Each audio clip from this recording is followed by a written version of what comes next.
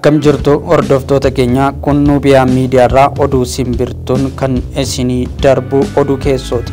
Oduun keessoo ammanii eegalaa nu hordofam. Dursa hangafuutu. Raayyaan ittisa biyyaa kaampiiwwan 517 barbadeesse. Akkasumas Gujiitti 5 uummataan rukutamaa jiraachuu ishee kanneen jedhan hangafoota oduu keenyaarraati. Amma gara bal'ina oduu kanneenitti ceenu. Odeeffannoo jalqabaatiin odeessa poolisii koomishinii Oromiyaarraa nu dhaqqabeessinii dhiyeessina. Barri 2012 naannoo Oromiyaatti gama olaantummaa seeraa kabachiisuuf nageenya mirkaneessuutiin bara qormaata cimaa akka ture koomishinarri jeneraalaa koomishinii poolisii Oromiyaa Araarsaa Mardaasaa himanii. Akka koomishinar Araarsaa jedhanitti ajandaa farreen nageenyaa dhimma sabaa fi amantaa deeffachuun bocanii uummata keessa facaasaniin miidhaan ga'e salphaa miti. Waraanni Abaawo Shanee hidhannoon socho'aa tures naannoo Oromiyaa keessa nageenya akka hin jiraanneef lixa Oromiyaa godinaalee Wallaggaa 4 fi Kibbaa Oromiyaa godinaalee Gujii 2 fi Boorana irratti carraaqqii guddaa gochaa jiru. Mormitoonni siyaasaa biyya alaa jiraatanis yeroo adda addaa naannoo Oromiyaa dirree jeequmsaa gochuuf hiriirri seeraan alaa fi lagannaan gabaa akka gaggeeffamu qeerroo Oromiyaatiif waamicha godhanillee miseensonni koomishinii poolisii Oromiyaa ergama era mootummaa kabajanii kabachiisuuf qaban kutannoon baa'uuf qabsoo hanga wareegama lubbuutti kaffalaniin ajandaa farreen nageenyaa gama hundaan ture fashaleessuun aantummaa fi gartummaa uummataaf qaban yeroo kamuu caalaa agarsiisaniiru.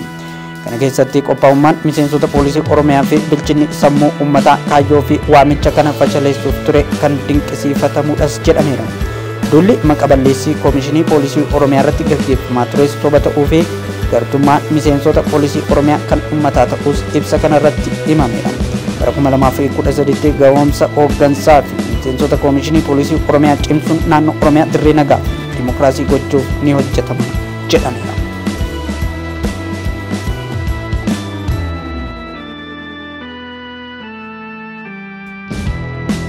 Odeeffannoo taanutti ceenaa erga jijjiirama as humni shiftaa Shanee bosonoota dhiyee fi kibba Oromiyaa keessa gugatuun ilmaan Oromoo nagaa hedduu haala sukkanneessaan ajjeeseera ammasitti fufiira.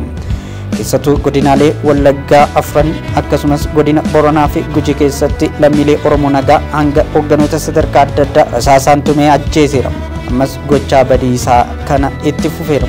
Oduu amma nu geesse ammoo akka saaxilteetti shiftaan Shanee bosona maadheeffatee ilmaan Oromoo malee diina ajjeesuu hin dandeenye kun godinaalee Wallaggaa Gujiif Booranaatti uummanni jibbaatee falmuun akkasumas mootummaan tarkaanfii boonsaa fudhateen dadhabuurraa kan ka'e baqachuudhaan kaampii isaa gara lixa Shawaatti jijjiiruuf karoorfatu saaxilameera.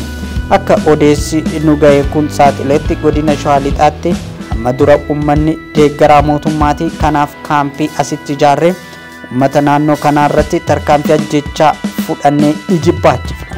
Mootummaas tasgabbii dhoowwina jechuun giddugala Oromiyaas dirree waraanaa bo'ichaa gochuuf akka jiran saaxilameera. Uummannis dhimma kana hordofee akka ofirraa faccisuu qabu dhaamame.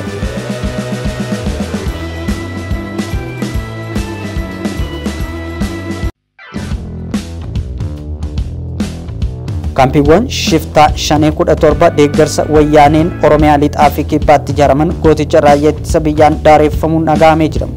Raayyaan ittisa biyyaa birmadummaa biyyaaf dhaabbate gaachana uummattootaa ta'e farreen uummataa kan akka garee shiftaa 5 irratti tarkaanfii jabaa fudhataa jiruun karaarraa haxaawaa jiraachuun beekameetiin jira. Haaluma kanaan gootichi raayyaa ittisa biyyaa addatti gaafa hagayya 3 bara 2012 irraa qabee tarkaanfii farreen uummataa ta'an kanneen irratti fudhatu eegaleen kaampiiwwan 17 ol akka barbadeesse Nubiyaa Miidiyaan mirkaneeffate.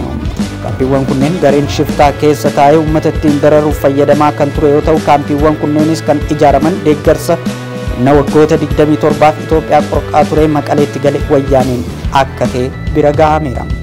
Wayyaaneen waltaatee Oromoo balleessuuf hojjetaa kan jirtu gareen shiftaa Shanee ammaan booda lammaffaa uummata Oromoo akka hin dararreef raayyaan ittisa biyyaa dachee Oromiyaa lixa hanga kibba Oromiyaa darbees Keeniyaa gahuutti uummatarraa bilisa baasee Oromoos ta'ee uummata biyyattii aara galfachiisaa jiraachuudha kan himame. Yeroo ammaa gareen shiftaa Abaawo Shanee kun uummataan jibbamee tarkaanfiin qindaa'aa raayyaa ittisa biyyaan itti muddeen inni laafee lolachuus dadhabee waraannis harkatti faca'aa jira. duula qulqulleessuu raayyaan biyyaa fudhataa jiruun kaan ajjeesee kaan qabee galchaa jiran.